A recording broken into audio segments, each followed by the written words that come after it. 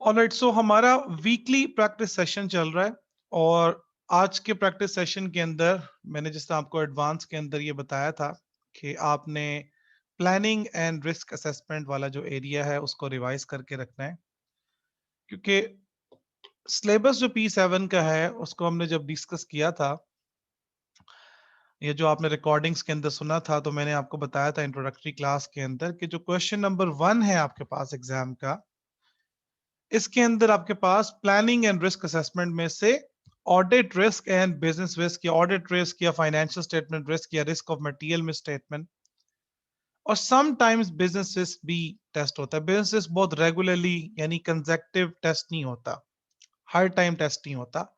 Business risk जो है वो आपके पास कभी कभार टेस्ट होता है। नॉर्मली आप कह सकते हैं कि हर 2 अटेम्प्ट के बाद एक दफा वो टेस्ट हो ही जाता है। समटाइम 2 कंसेक्टिव अटेम्प्ट से भी हो जाता है, लेकिन हर बार नहीं होता। जबकि ऑडिट रिस्क या फाइनेंशियल स्टेटमेंट रिस्क या रिस्क ऑफ मटेरियल में स्टेटमेंट जो है वो हर बार ही टेस्ट होता है। सिमिलरली आपके पास क्वेश्चन नंबर 1 के अंदर ऑडिट प्रोसीजर्स जो हैं, जो सब्सटेंटिव प्रोसीजर्स हैं, वो भी लाजमी आते हैं। तो वो 8 to 10 मार्क्स के लिए, समटाइम 12 मार्क्स के लिए दो पार्ट्स यूजुअली आजकल जो अगर आप नॉर्म देखें पिछले 5-6 अटेम्प्ट्स उठा के देखेंगे तो आपको नजर आएगा कि दो सब्सटेंटिव प्रोसीजर यूजुअली जो भी केस स्टडी के अंदर से, sometimes government grant, sometimes inventory work in progress, sometimes impairment, sometimes intangible assets, कोई ब्रांड, कोई गुडविल, इसी तरीके से जो प्रोसीजर्स हैं वो चलते रहते हैं। एथिक्स का पार्ट भी क्वेश्चन नंबर 1 में टेस्ट हो जाता है, एथिकल इश्यूज से रिलेटेड। इसी तरीके से आजकल एग्जामिनर का एक नया ट्रेंड है कि वो कोई नॉलेज बेस्ड आपसे यानी स्ट्रेट फॉरवर्ड कोई एरिया वो भी आपसे क्वेश्चन नंबर 1 में पूछ लेता है। ठीक है, for example auditor responsibility in relation to laws and regulation, उससे रिलेटेड कोई पूछ लिया। Auditor responsibility in relation to detection of fraud and errors, उससे रिलेटेड कुछ पूछ लिया। या फॉर एग्जांपल अगर ग्रुप ऑडिट का सवाल है तो कंपोनेंट ऑडिटर से रिलेटेड कुछ पूछ लिया, एटसेट्रा एटसेट्रा। वो आपको डिफरेंट पार्ट्स जो है वो देखने को मिलते जाएंगे। अभी जो हमारे सामने पास्ट पेपर है वो आपके पास मार्च जून 2019, क्योंकि आजकल जब आपने देखा होगा कि इसको सैंपल क्वेश्चन यहाँ पे एसीसी ने क्यों लिखा हुआ है, क्योंकि वो 2 अटेम्प्ट्स यूजुअली मर्ज कर देते हैं। पहले एसीसी का ट्रेंड था कि हर अटेम्प्ट अलहदा वो अपने वेबसाइट पे अपलोड करते थे, लेकिन आजकल वो क्या करते हैं कि वो 2 अटेम्प्ट्स को मर्ज करके, क्योंकि आपको पता है आजकल साल में 4 अटेम्प्ट्स है, तो 2 अटेम्प्ट्स को मर्ज करके वो प्रेजेंट करते हैं अपनी वेबसाइट पर। ऑब्वियसली हमारे पास लिमिटेशंस हैं कि जो भी अवेलेबल होंगे एसीसी की वेबसाइट पे वही हम कर सकते हैं। इट्स मार्च जून 2019 और चूंकि हम प्लानिंग सेक्शन की प्रैक्टिस करने जा रहे हैं, प्लानिंग एंड रिस्क असेसमेंट की, तो will stick to the question number 1। Question number 1 की हम प्रैक्टिस करेंगे। इसमें 50 मार्क का क्वेश्चन है, as we have already discuss in the introductory lecture, recorded lecture जब आपने सुना है। So respond to the instructions in the email from the engagement partner। ये जब से P7 का पेपर है आप देखने को मिलेगा, ये ऐसा ही होता है। किट के जितने आप क्वेश्चंस उठा के देखें कि अकॉर्डिंगली एक ईमेल होती है और उसी को आपको रिस्पॉन्ड करना होता है। इसका मतलब है कि यहाँ पे ये जब आप उसको रिस्पॉन्ड करेंगे उसका एक तरीकेकार होगा, तो उसके साथ प्रोफेशनल मार्क्स भी अटैच हैं जो कि 4 मार्क्स हैं। ये जो मार्क्स हैं जिसमें आपको एक ईमेल के थ्रू रिप्लाई करना है, तो जाहिर बात है वो फॉर्मेलिटीज आपको अपने आंसर में पूरी करनी पड़ेंगी, जो कि मैं आपको आंसर दिखाऊंगा भी जब हम क्वेश्चन अच्छी तरीके से रीड कर लेंगे और डिस्कस कर लेंगे। एग्जामिनर आंसर की तरफ हम जाएंगे, उसको भी हमने डिटेल के अंदर डिस्कस करना है। तो वहां पे आप देखेंगे कि ये 4 मार्क्स हैं, ये बड़े इजी मार्क्स हैं, ये प्रेजेंटेशन के मार्क्स हैं कि वो अकॉर्डिंगली आपने जो है वो अपना लॉजिकल फ्लो बनाना है, प्रेजेंटेशन बनानी है। और 4 में से आप 3 से 4 मार्क्स तो आराम से आप गेन कर सकते हैं। तो ये इजी मार्क्स हैं, इनको अक्सर स्टूडेंट्स जो है वो इग्नोर कर देते हैं, डायरेक्टली एग्जाम में लिखना शुरू कर देते हैं। प्लीज ये याद रखिएगा कि चूंकि हमें ईमेल आई हुई है और हमने रिस्पॉन्ड भी ईमेल के ही थ्रू करना है, तो फिर जब हम अपना आंसर ड्राफ्ट करेंगे तो we are going to do the proper formalities for that. So you are a manager in the audit department of Snow and Company, a firm of chartered certified accountants, and you're responsible for the audit of the Marget Company. The company has a financial year ending 30th June 20x9, and you are about to start planning the audit. All right, so ये introduction है. So market which is your client, और firm का नाम है snow and company. याद रखिएगा ताकि exam के अंदर आपको समझने में कोई डिफिकल्टी ना हो कि name of the firm is the snow and company, और जो आपका क्लाइंट है that is the market company. Market company produces fruit-based food products using agriculture produce grown on its farms. एक और इंपॉर्टेंट पॉइंट याद रखिएगा कि जब भी हमारे पास क्वेश्चन नंबर 1 है which is planning and risk assessment से, चाहे हम ऑडिट रिस्क का पार्ट टाइम कर रहे हैं या फाइनेंशियल स्टेटमेंट रिस्क या रिस्क ऑफ मटेरियल मिसस्टेटमेंट या फिर even business risk, so it is very important कि आप क्लाइंट के बिजनेस को अंडरस्टैंड करें, क्योंकि बिजनेस रिस्क में तो ये बहुत ही इंपॉर्टेंट है ना, क्योंकि जाहिर बात है जब तक बिजनेस को अंडरस्टैंड नहीं करेंगे और जब तक आप क्लाइंट के बिजनेस में अपने आप को इन्वॉल्व नहीं कर लेंगे तब तक आपको बिजनेस रिस्क तो बिल्कुल भी समझ नहीं आने वाले. क्योंकि बिजनेस रिस्क तो यही होता है कि what can go wrong with the business और उसके पॉसिबल इंपैक्ट्स और कॉन्सिक्वेंसेस और रिपरकशंस के बारे में हमने कमेंटिंग करनी होती है. बिजनेस के लिए तो ये है ही इंपॉर्टेंट. फाइनेंशियल स्टेटमेंट रिस्क या रिस्क ऑफ मटेरियल में स्टेटमेंट या ऑडिट रिस्क के लिए भी ये बहुत इंपॉर्टेंट है. इसमें आप देखिए कि market company produces fruit based products. एक एग्जांपल दे रहा हूं, अभी तक हमने आगे सवाल पढ़ा नहीं है, just giving you an example कि फ्रूट बेस्ड फूड प्रोडक्ट्स हैं. अब आपको पता है कि जब भी फूड प्रोडक्ट्स की हम बात करते हैं तो they are subject to expiry. Food products जब ये सेल करते हैं तो दैट इज देयर इन्वेंट्री, और इन्वेंट्री इनकी food product that is subject to expiry. और जैसे जैसे एक्सपायरी करीब आती जाएगी तो ऑब्वियसली क्या होगा कि इनको राइट ऑफ करना है अपनी इन्वेंट्री को. अगर वो राइट ऑफ नहीं किया हुआ या राइट डाउन नहीं किया हुआ तो इन्वेंट्री में be overstated. Just giving you a point. अभी हमने इसको रिलेट नहीं किया एग्जाम से क्योंकि हमें नहीं पता कि आगे क्या चलने वाला है. Just I have given you the flavour के बिजनेस को समझना क्यों इंपॉर्टेंट है. Okay, Ben, the audit engagement partner, met with the company's finance director last week to discuss business developments in the year and recent financial performance. You are provided with the following exhibits. इस काफी बड़ा सवाल है तो हम इसमें देखेंगे 5 exhibits हैं हमारे पास. An email you have received from the ban in respect of the audit of the market company. Notes of a meeting which Ben had recently with the finance director. A reference document prepared by the Snow and Company containing the overview of the accounting requirements applied in the agriculture sector.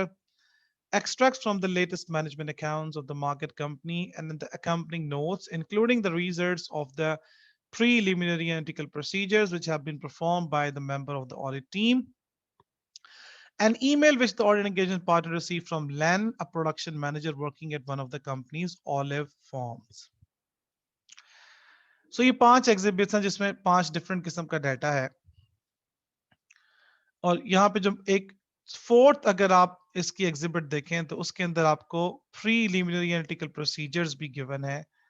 और जब आपको सवाल के अंदर analytical procedure given है तो इसका मतलब है कि ये जो डाटा है हमारे पास वो इंक्रीज इन सेल है या डिक्रीज इन सेल है, या वो रेशियोज के रिजल्ट्स हैं, जैसा करंट रेशियो का है या क्विक रेशियो का है या गेयरिंग का है.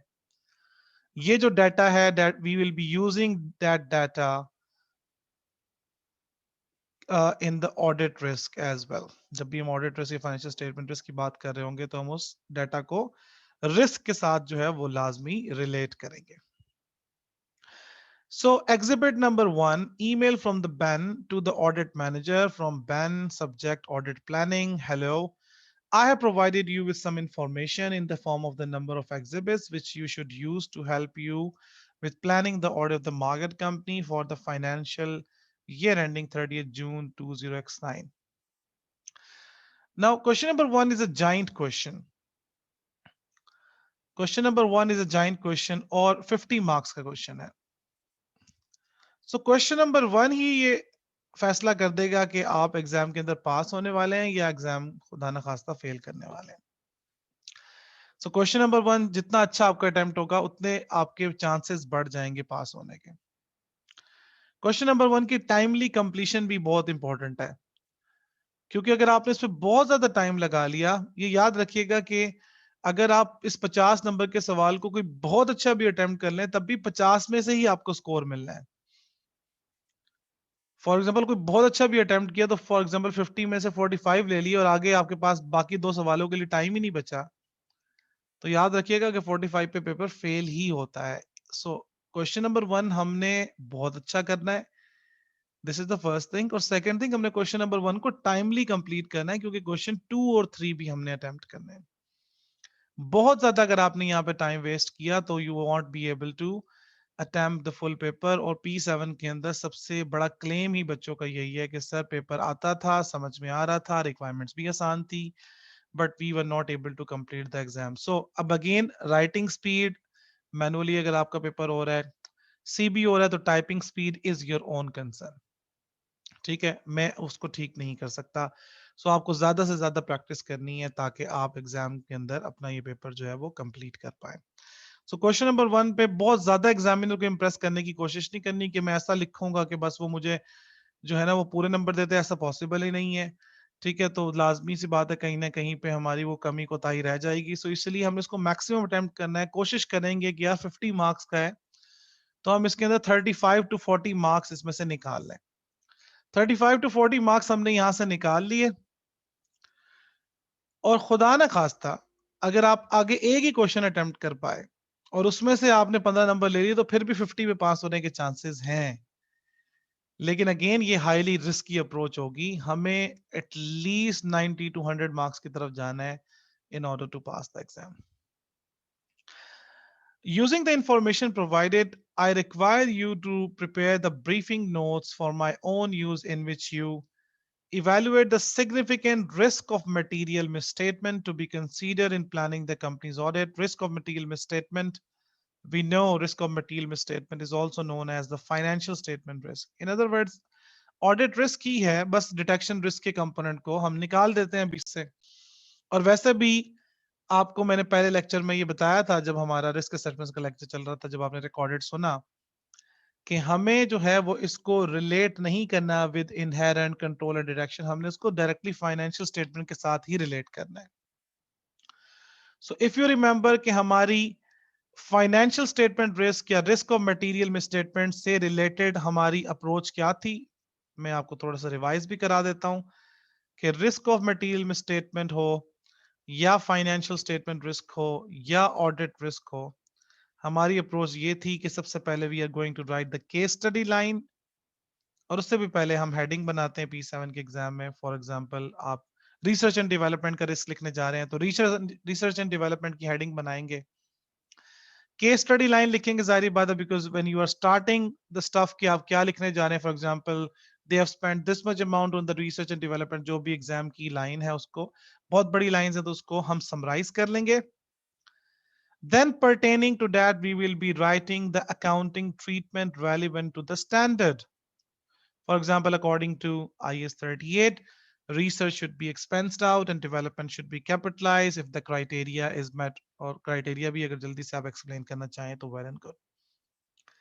Then फिर उसका risk हम लिख देंगे कि there is a risk that research cost may be expensed out, there is a risk development cost does not meet the criteria but still capitalized, और फिर उसका फाइनेंशियल स्टेटमेंट्स पे क्या इफेक्ट होगा कि फॉर एग्जांपल उसकी वजह से एसेट्स ओवरस्टेटेड हैं, प्रॉफिट ओवरस्टेटेड है, ब्ला ब्ला, वो आप अकॉर्डिंगली साथ लिख देंगे। लेकिन याद रखिएगा कि एग्जाम के अंदर कोई ट्रीटमेंट पर्टिकुलरली गलत लिखी हुई है, से फॉर एग्जांपल रिसर्च को उन्होंने कैपिटलाइज किया हुआ है, लिखा हुआ है उन्होंने कि research cost has been capitalised. अब हम ये नहीं लिखेंगे देयर इज अ रिस्क, तो वहां पे हम यही लिखेंगे कि जनाब इन्होंने डायरेक्टली ये लिखेंगे कि इनकरेक्ट ट्रीटमेंट परफॉर्म की हुई है रिलेटेड टू रिसर्च, तो देयर इज अ रिस्क, क्योंकि साफ जाहिर है कि उन्होंने करेक्ट मतलब इनकरेक्ट ट्रीटमेंट की हुई है, तो फिर रिस्क वाला एलिमेंट हम वहां पे नहीं लेकर आएंगे। फिर you should not include risk of material misstatement relating to the valuation of the company's bearer plants or biological assets which will be evaluated separately। IS 41 में हम पढ़ा करते थे कि यार ये जो आपके पास बायोलॉजिकल एसेट्स हैं या आपके पास एग्रीकल्चर प्रोड्यूस है till the point of harvest, IS 41 में उसकी ट्रीटमेंट हम पढ़ा करते थे।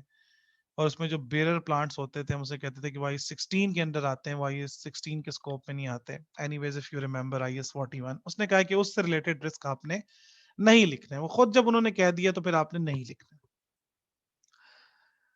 Design the principal audit procedures, so we will be writing substantive procedures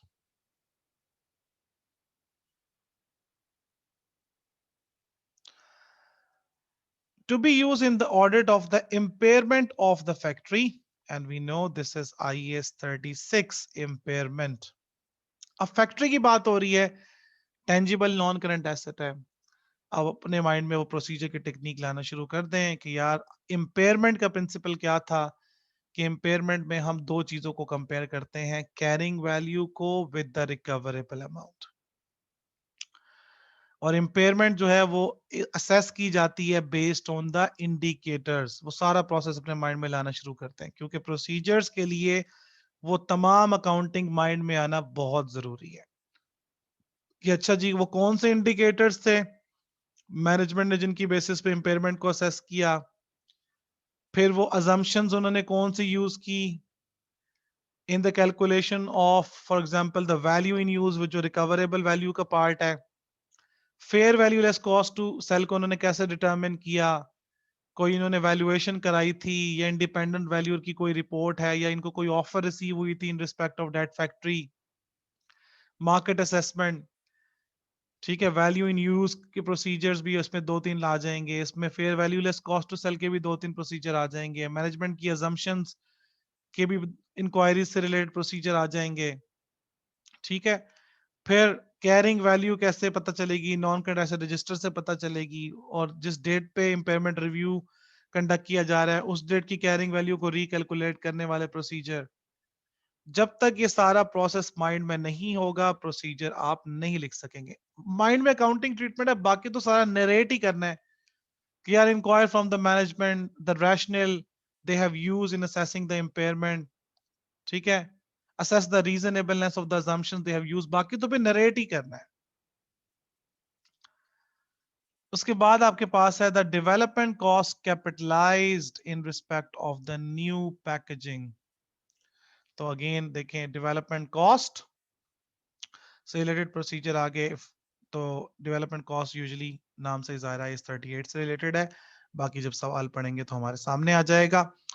so 10 marks मतलब 5 प्रोसीजर्स आपको दोनों कॉन्टेक्स्ट में लिखने, अगेन माइंड में ट्रीटमेंट चल रही होनी चाहिए। Discuss the matters to be considered in planning to use an auditor's expert।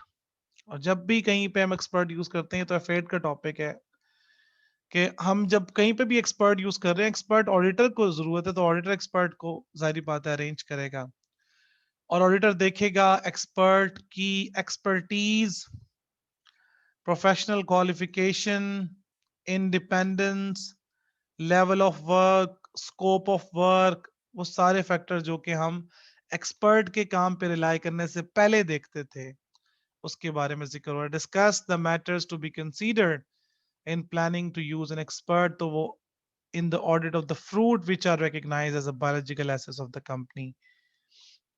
सो वो सारे फैक्टर्स जो हैं वो इंडिपेंडेंस से रिलेटेड, कॉम्पिटेंस और प्रोफेशनल एक्सपीरियंस और क्वालिफिकेशन और स्कोप ऑफ वर्क और लेवल ऑफ वर्क, वो सारे फैक्टर्स जो हैं वो यहाँ पर आ जाएंगे।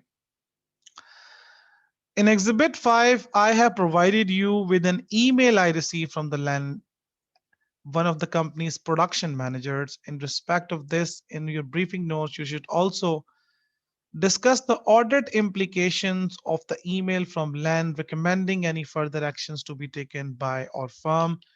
So इसके अब ये क्या है, ये जाहिर बात है जब आप एग्जिबिट पढ़ेंगे वो किस चीज के बारे में आपसे पूछ रहा है तो फिर आपको पता चलेगा। So A B C and D ये आपके पास, और इसमें 4 मार्क्स आपके प्रोफेशनल मार्क्स हैं। So meeting attendees, ban audit engagement partners, Snow and Company. Okay, Ayana Easton, the finance director, Margaret Company, business background. Margaret Company was established 30 years ago by the Jim Margaret, who began processing the fruit grown on his family farm to make a small range of food products, including canned fruit and the fruit juice. The business was relatively small until 10 years ago, when the company began to expand by acquiring more farmland with the different crops and building new production facilities. So they have extended their business. This extended range of food products, which could be processed, which now includes olive oil, packaged nuts, and frozen fruit. The company sells its products under the Fructus Gold brand name. Fructus Gold brand name, and the goods are sold in the major supermarkets and online on the company's website. So वैसे ही हमें पता है कि यार जब भी company अपनी website के थ्रू सेल कर रही होती है वो वैसे ही रिस्क होता है, क्योंकि वहां पे रिस्क ऑफ मटेरियल मिसस्टेटमेंट ये होता है कि यार क्योंकि कट ऑफ टेस्टिंग का इशू आ सकता है, रेवेन्यू रिकग्निशन का इशू आ सकता है, तो वो वैसे ही रिस्क होता है जो कि हम रिलेट करेंगे with the website.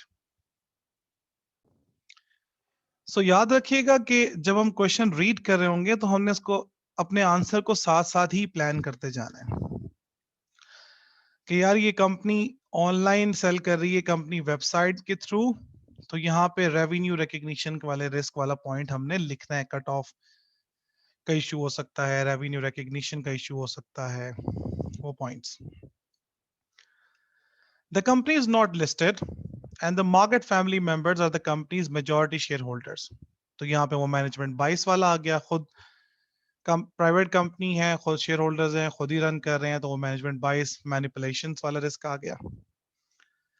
Jim Margaret retired several years ago. His daughter Mia is the company's chief executive officer. Other family members hold position in the senior management. तो वो मैनेजमेंट बाइस वाला रिस्क भी ऑटोमेटिकली हमारे mind में आ गया।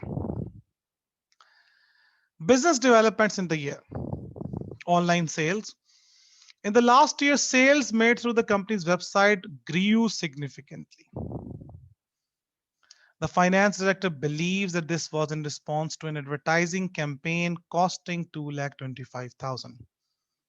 अब आपको पता है कि एडवर्टाइजिंग जो है कैंपेन वो स्ट्रेट अवे एक्सपेंस आउट होनी चाहिए, तो हम देखेंगे कि कहीं पे इन्होंने ऐसा कोई जिक्र तो नहीं किया कि इन्होंने उसको कैपिटलाइज तो नहीं किया हुआ। Which promoted the Fructus Gold brand and coincided with the launch of new online sales portal on the company's website designed to make online ordering easier. To encourage online sale, the company has a regular special offers with discount periodically offered a selection of the product lines and offers such as buy one get one free for limited time on some products. Already हमने ये risk discuss किया हुआ है कि company website के through cell कर रही है, उसमें कट ऑफ टेस्टिंग का रिस्क हो, कट ऑफ का रिस्क हो सकता है, प्लस वो बार बार हर थोड़े दिन बाद डिस्काउंट्स भी ऑफर करते हैं, तो अगेन रेवेन्यू रिकग्निशन का भी रिस्क हो सकता है। रिसर्च एंड डेवलपमेंट, अगेन नाम से ही जाहिर है, IS 38 आ गया भाई। Recently, concern over the level of plastic use in packaging has encouraged food producers to investigate the use of plastic-free packaging for their products to eco-friendly हो। In July 2008, the board approved a budget of 400,000 to be spent on research and development. And we know that research should be expensed out, development cost capitalize करेंगे if the criteria is met.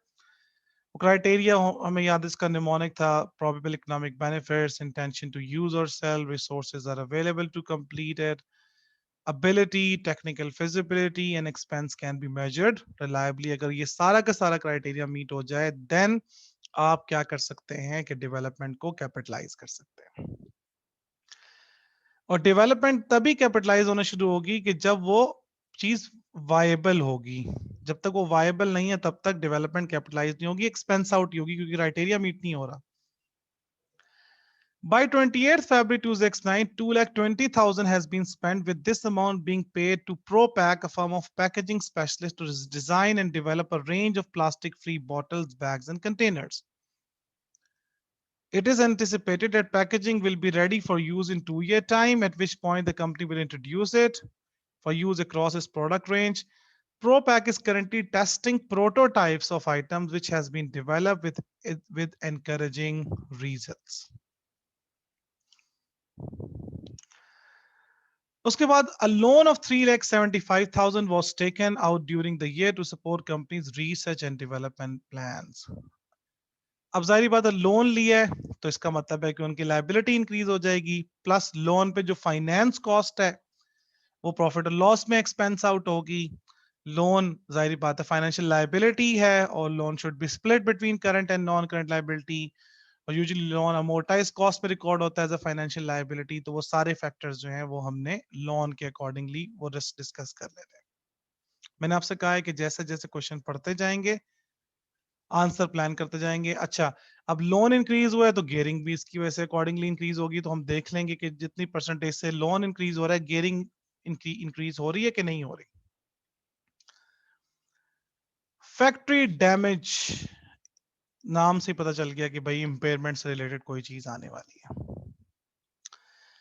One of the company's several factories used to process fruit and produce fruit juice was damaged in August 2008 when a severe storm occurred.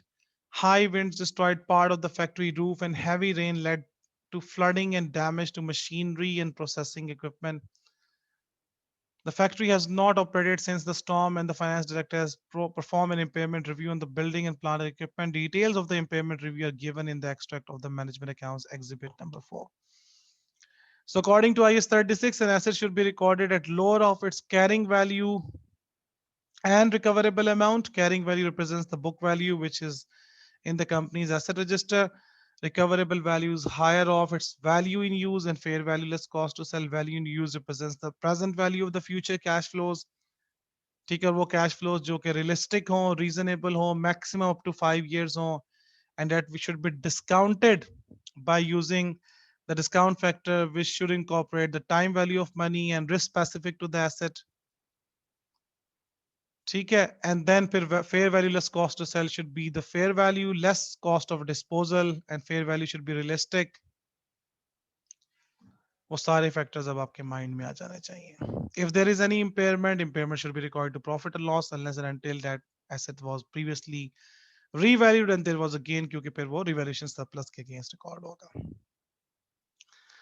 Use of an auditor's expert. The fruit growing on trees and the harvested agriculture produce are biological assets which were recognized at fair value.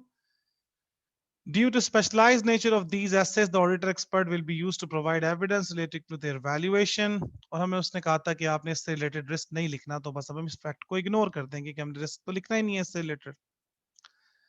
A resource document containing an overview of accounting requirements in relation to the company's activities is provided in Exhibit 3.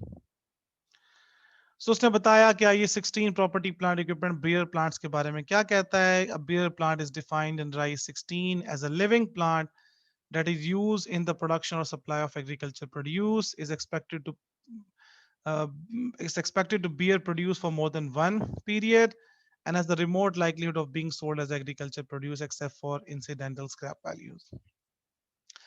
In line with the requirements of IS 16, beer plants are recorded at accumulated cost until they reach maturity, and they are depreciated over their useful life. IS 41 biological assets. Produce growing on beer plants and harvested agriculture produce are biological assets, and they should be accounted under IS 41. Biological assets are measured on initial recognition at subsequent reporting dates at fair value less estimated cost, unless the fair value cannot be measured reliably.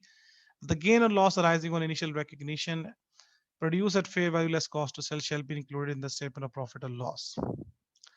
और उसने एक figure दे दी जो कि हमने F7 में भी पढ़ी, SBR में भी देखा कि जो फ्रूट्स हैं वो IS 16 में क्लासिफाई हो रहे हैं.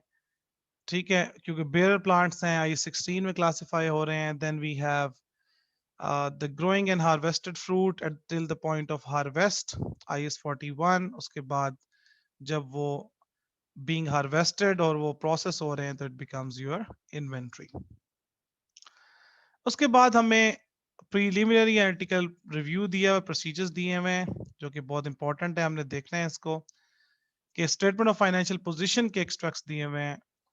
इंक्लूडेड इन टोटल एसेट्स जो कि 12,500 2009 में और 2008 ये ड्राफ्ट है और एक एक्चुअल है, एक प्रोजेक्टेड है, एक एक्चुअल है. और आप देखें कि ये एसेट्स में इंक्रीज आ रहा है. Included in total assets intangible assets है जिसके साथ एक नोट दिया हुआ है 1, उसको रीड करेंगे. पिछले साल 50 थे, अब 525 है, इंक्रीज आ रहा है इंटेंजिबल एसेट्स में. प्रॉपर्टी प्लांट एंड इक्विपमेंट में डिक्रीज आ रहा है, इसके साथ नोट नंबर 2 है, उसको भी देखेंगे. Cash included in the current assets almost थोड़ा सा उसमें इंक्रीज आया है. ठीक है, टोटल करंट एसेट्स में भी इंक्रीज आया है. और कितना इंक्रीज आ रहा है आप इसको देख सकते हैं 2190 से 3350 पे चला गया। करंट रेशियो इंक्रीज होगी, करंट रेशियो जाहिर बात है इंक्रीज ही शो हो रही है क्योंकि करंट एसेट्स बढ़ रहे हैं। करंट रेशियो क्या होता है? Current assets divide by current liabilities. अब करंट एसेट्स इतने प्रोपोर्शन से इंक्रीज हो रहे हैं तो जाहिर बात है करंट रेशियो भी आपकी इंक्रीज होती हुई नजर आ रही है। और करंट रेशियो जब अनयूजुअली इंक्रीज हो रही हो तो ये इस चीज का इंडिकेटर है कि they may probably have overstated their current assets. Gearing ratio decrease हो रही है, जबकि सवाल में हमने ये पढ़ा था कि इन्होंने लोन लिया है, अकॉर्डिंगली गियरिंग इनकी इंक्रीज होनी चाहिए थी। सो ये इनकी गियरिंग डिक्रीज कैसे हो रही है? ये रिस्क हो सकता है कि इन्होंने लायबिलिटीज को अंडरस्टेट किया और ये भी हमें चेक करना पड़ेगा। रेवेन्यू भी इंक्रीज हो रहा है, इसकी परसेंटेज आप कैलकुलेट कर सकते हैं कि कितनी परसेंट से इंक्रीज हो रहा है, which will be important for your analytical reviews. Online sales included in the total revenue, आप इसको कंपेयर कर सकते हैं कि पिछले साल जो ऑनलाइन सेल थी वो टोटल सेल का कितना परसेंट था, इस साल जो ऑनलाइन सेल है वो टोटल सेल का कितना परसेंट है। क्योंकि सेल ऑनलाइन इंक्रीज हो रही है उसके अकॉर्डिंगली भी हमने रिस्क डिस्कस कर लिया। अगेन बार बार मैं यही बता रहा हूँ कि क्वेश्चन जितना अच्छा प्लान होगा, जितना अच्छा रीड होगा, उतना ही अच्छा आप आंसर ड्राफ्ट कर सकेंगे। तो माइंड आपने बड़ा ओपन रखना है, स्केप्टिकल रहना है आपने जब आप क्वेश्चन रीड कर रहे हैं।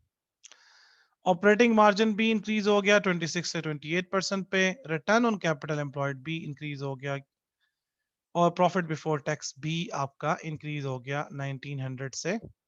और डिविडेंड पेमेंट भी इस बार इन्होंने ज्यादा की, पिछले साल 1000 की थी, इस बार इन्होंने 1200 की है। अब इंटेंजिबल एसेट जो कि हमने देखा था कि 50 से 525 में एक इमीडिएट इंक्रीज है, उसके साथ नोट नंबर 1 है, और पीपीई डिक्रीज हुआ है उसके साथ नोट नंबर 2 है, उसको जरा देखते हैं। इंटेंजिबल एसेट जो उसने शो किया 525 का, वो सॉफ्टवेयर डेवलपमेंट कॉस्ट चले, सॉफ्टवेयर जाहिर बात इंटेंजिबल एसेट का क्राइटेरिया मीट करता है, क्योंकि सॉफ्टवेयर इंटेंजिबल एसेट का क्राइटेरिया क्या है इस 38 का, कि आइडेंटिफाइबल हो, नॉन मॉनिटरी हो, विदाउट फिजिकल एग्जिस्टेंस हो। आइडेंटिफाइबल का मतलब है कि सेपरेबल हो from the rest of the business. और फिर एसेट का क्राइटेरिया क्या है कि कंट्रोल हो, इकोनॉमिक बेनिफिट्स प्रोबेबल हो और कॉस्ट को रिलायबली मेजर किया जा सकता हो। तो सॉफ्टवेयर पे एक्सपेंस जो है वो भी रिलायबली मेजर किया जा सकता है, सॉफ्टवेयर पे कंट्रोल भी होगा और सेपरेबल भी है, सॉफ्टवेयर सेल भी किया जा सकता है। एडवर्टाइजिंग कॉस्ट, ये तो कभी भी आईएएस अलाउ ही नहीं करता कि आप इसको कैपिटलाइज करें, तो यहाँ पे तो एक स्ट्रेट अवे इन्होंने ब्लंडर किया हुआ है by capitalising the advertising cost. Development cost criteria meet करे तो कैपिटलाइज हो सकती है। तो software development cost of 30,000 were capitalise during the year which relate to development of online sales portal. The finance director suggests that both the software development cost and advertisement cost should be capitalized, which is the incorrect treatment. Advertisement cost should not be capitalized, it should be expensed out. कहता है क्यों capitalise करें? Because it increase the sell as a direct result of advertising and improvements. तो asset का criteria ही meet नहीं करता तो फिर उसको कैपिटलाइज नहीं कर सकता। The Fructus Gold brand is not recognized in the statement of financial position. It is internally generated. Very good. नहीं होना चाहिए इसको. The accounting treatment has been confirmed as correct in accordance with IAS 38. The notes to the financial statements disclose that estimated fair value of the brand name is 18 million. Property plant equipment का note number 2 था. The carrying amount of 6.5 billion includes 880250 relating to a storm damaged factory and its fixture and fitting. The factory is a cash generating unit. और हमें पता है कि cash generating unit की जब impairment आती है तो पहले स्पेसिफिक एसेट को चार्ज होती है, फिर गुडविल को, फिर other assets on pro rata basis. For the purpose of impairment, the finance director has provided the summary calculation detailing the following impairment review indicates that the impairment loss needs to be recognized. और हमें पता है कि carrying value को compare करना है recoverable amount के साथ, और recoverable amount is higher of is the fair value less cost to sell and value in use. तो कैरिंग अमाउंट थी जनाब 8,80,250, fair value less cost to sell थी 1,35,000, वैल्यू इन यूज थी 6,70,000. Huge difference. तो उन्होंने हायर ऑफ ली 670 और जब इन दोनों को कंपेयर किया तो इंपेयरमेंट आ गई 210,250.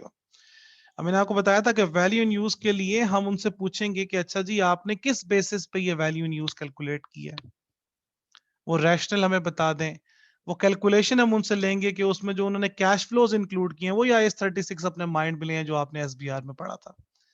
वो जो कैश फ्लोज उन्होंने उसमें इंक्लूड किए हैं वो किस बेसिस पे लिए हैं, उसका आप प्रीवियस ईयर के साथ कंपेयर करेंगे जब फैक्ट्री ऑपरेशनल थी तो कितना जनरेट करती थी, ताकि उनके एस्टिमेट की रीजनेबलनेस को वेरीफाई कीजिए। मैं प्रोसीजर्स के लिए बता रहा हूँ।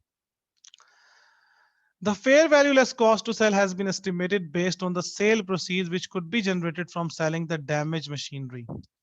The value is used is estimated based on the future sale, और ये याद रखिएगा IS-36 स्पेसिफिकली बताता है कि जब आप वैल्यू इन यूज डिटरमिन कर रहे हैं ना तो current condition of the asset पे डिटरमिन करते हैं। अभी तो वैसे ही वो डैमेज्ड है।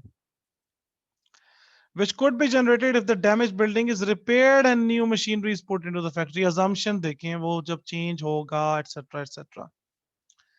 The company is planning out the restoration of buying new machinery. The total estimated cost of 450,000. अब आपको पता है जो restoration cost है इसकी भी provision record होगी according to IS-37. The amount has been provided within current liabilities with the corresponding entry accounted for as a prepayment. वैसे future repairs के against provision नहीं होती, future repairs के अगेंस्ट प्रोविजन, क्योंकि फ्यूचर रिपेयर्स अब यहाँ पे वो चूंकि डैमेज हैं तो उसके अगेंस्ट वो उन्होंने प्रॉब्ली रिकॉर्ड की होगी। वैसे फ्यूचर रिपेयर्स के अगेंस्ट IS-37 प्रोविजन अलाउ नहीं करता। देन एग्जिबिट नंबर 5 है, I obtain your contact details for your firm's website. अभी तक आपको ये फील हो गया होगा कि जब तक स्टैंडर्ड्स पे ग्रिप नहीं है तो इसका मतलब है कि क्वेश्चन नंबर 1 तो पॉसिबल नहीं है, ना रिस्क निकाल एक्सप्लेन करने में पॉसिबल होगा, ना ही प्रोसीजर्स बनाना पॉसिबल होगा। इसके मतलब है स्टैंडर्ड पे ग्रिप होना जरूरी है। I obtain your contact details from your firm's website. I hope you don't mind me approaching you directly. I'm emailing to voice some concerns over recent business practices at Market Company. In my role as a production manager in one of the company's factories, I inspect samples of the fruit which comes into the factory from company's farms and speak to the farmers on a regular basis. Recently, several farmers told me that they have been instructed to use certain chemicals to spray the fruit trees, which could increase the fruit yield. That means the productivity.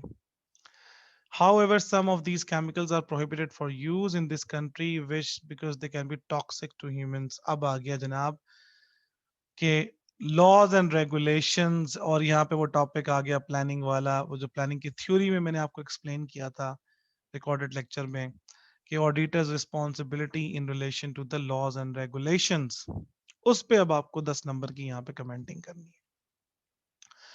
While talking to one of my friend, अब ये whistle blowing कर रहा है, ये जो बंदा जिसने आपको लिखा है ना, ये whistle, इसको whistle blowing कहते हैं। While talking to one of my friends who is a production manager from another factory, it transpired that he had also become suspicious that banned chemicals are being used in the farms. He raised the issue with one of the company directors who allegedly gave him 10,000, asked him do not to discuss, bribe दे दी उसको, ethical issue भी आ गया बीच में। My friend said that I should ask for some sum of money, but I felt uncomfortable and I thought I should tell someone from outside the company. तो अब यहाँ पे आपने thank you, और ये क्वेश्चन नंबर 1 आपका complete हो गया। सो यहाँ पे देखा आपने कि अब दोबारा रिक्वायरमेंट्स पे चले जाएं कि आपको पहले तो रिस्क ऑफ मटेरियल में स्टेटमेंट 20 मार्क्स के लिखने थे, फिर प्रोसीजर्स, और फिर आपके पास वो एक्सपर्ट वाला वो जो फैक्टर्स मैंने बताए थे, इंडिपेंडेंस, और फिर मैंने आपको बताया था expertise, professional experience, professional qualification, independence, level of work, और आखिरी जो सवाल है डी, वो है auditors responsibility in relation to laws and regulation. अब हम मूव कर जाएंगे आंसर पर, ताकि मैं आपको दिखा दूं कि एग्जामिनर ने इसको किन किन चीजों को कैसे कैसे कवर अप किया। सबसे पहले तो मैंने आपको 4 प्रोफेशनल मार्क्स के ऊपर कहा था कि आप चूंकि ईमेल को रिप्लाई करेंगे तो फिर ईमेल ही की फॉर्म में होगा जिसमें आपने ईमेल की होगी, जाहिर बात आज तक लाइफ में, तो टू फ्रॉम सब्जेक्ट और वो इंट्रोडक्शन डाला। अब इंट्रोडक्शन में क्या एक्सप्लेन होगा कि जो मैं आपको जो रिस्क ऑफ मटेरियल में स्टेटमेंट मैंने कवर किए हुए हैं, जिसपे मैंने इम्पेयरमेंट की बातें डिस्कस की हुई हैं, एक्सपर्ट वाले बात आपने जो जो रिक्वायरमेंट से रिलेटेड इंट्रो है ना वो आपने डाल देना है। इसको रीड कर लेते हैं। These briefing notes are prepared in respect of the audit planning of market with the financial year ending. The notes begin with the evaluation of significant risk, यानी पहले उसमें मैंने वो explain किया है. Then the notes then contain audit procedures. उसके बाद the discussion is provided regarding the auditor's expert. और उसके बाद finally audit responsibility in relation to laws and regulation मैंने इसमें लिखा है. अब ये वही जो 4 रिक्वायरमेंट है उससे रिलेटेड आपने बात लिखी, यहां तक आप ये करेंगे 4 मार्क्स आपको मिल जाने. सबसे पहले उसने जो रिस्क एक्सप्लेन किए हैं वो प्रीलिमिनरी एथिकल प्रोसीजर से जो मैंने आपको कहा था उससे किए हैं. और यही उसने कहा कि करंट एसेट में 53% इंक्रीज आया है, लायबिलिटीज रिड्यूस हुई हैं और ये एक अनयूजुअल इंक्रीज है. तो वो कहता है कि रिस्क ये है कि inventory and receivables may be overstated. There is also the risk that liabilities may be understated क्योंकि ये अनयूजुअल इंक्रीज है.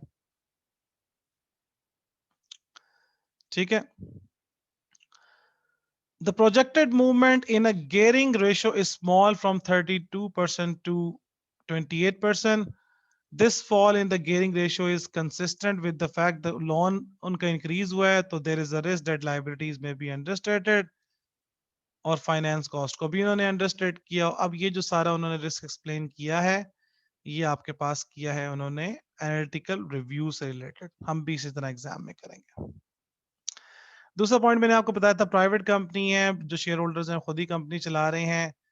ठीक है. और मैंने आपको कहा था ये मैनेजमेंट बायस को इंडिकेट करती है. This is a private company where a majority shares are owned by market family. This bring a risk of management bias, especially one of the family members is chief executive officer who is in a position to influence the financial statements. याद रखिएगा कि हम जब भी risk of material statement या financial statement risk की बात करनी है तो उसको फाइनेंशियल स्टेटमेंट के साथ रिलेट करना है, अदरवाइज वो बिजनेस रिस्क बन जाएगा. ऑलरेडी मैं आपको एक्सप्लेन कर चुका हूँ. ऑनलाइन सेल से रिलेटेड पॉइंट हमने लिखा कि there is a risk of revenue recognition. Cut off का रिस्क हो सकता है कि रेवेन्यू करेक्ट पीरियड में रिकॉर्डेड ना हो. डिस्काउंट्स भी उसके साथ अटैच हैं तो कॉम्प्लेक्स अकाउंटिंग बन जाती है उसकी कि कभी डिस्काउंट है कभी नहीं है, ऑफर्स हैं डिफरेंट.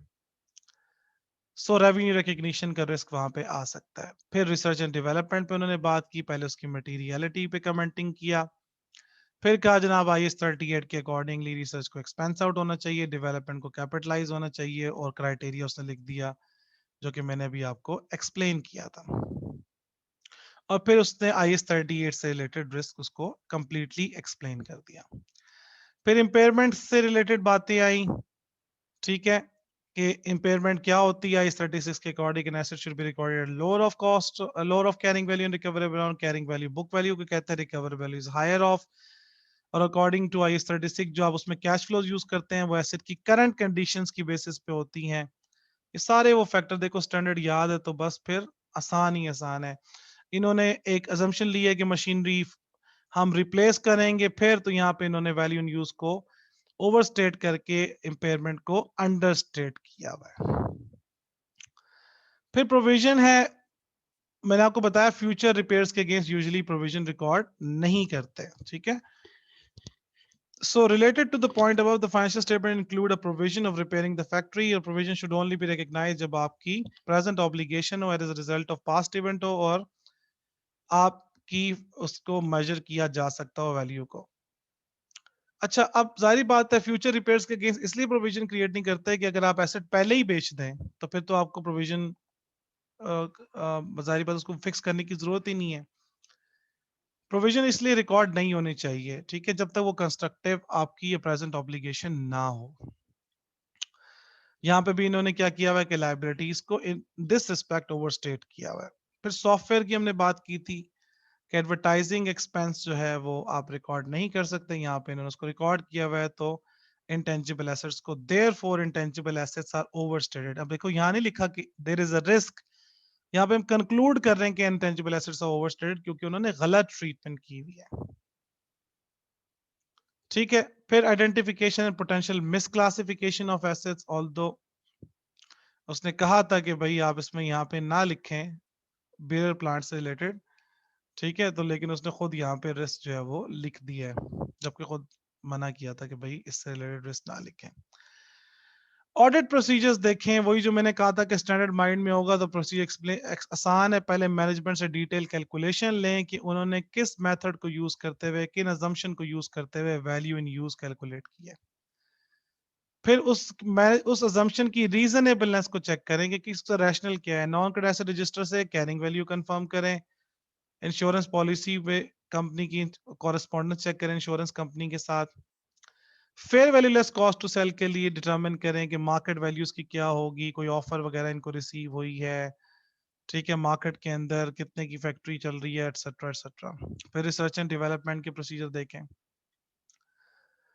उसके बाद आपके पास जो है वही एक्सपर्ट के फैक्टर्स, ऑब्जेक्टिविटी मैंने बताया, कॉम्पिटेंस, स्कोप ऑफ वर्क, वही फैक्टर्स। एंड देन फिर आपके पास auditors responsibility in relation to the laws and regulations. और वो जो मैंने आपको प्लानिंग की थ्योरी में पूरा टॉपिक जो है वो एक्सप्लेन किया हुआ है। सो क्वेश्चन नंबर 1, ये अटेम्प्ट तो it was quite simple, straight away उसने खुद ही रिस्क निकाल के दिए हुए थे, खुद ही रिस्क जो है वो बताए हुए थे। आपको जस्ट ये करना था कि आपने उसको रेलेवेंट स्टैंडर्ड के साथ ट्रीटमेंट लिख के रिलेट करना था। So this was an easy question, which was question number 1 from your March and June attempt.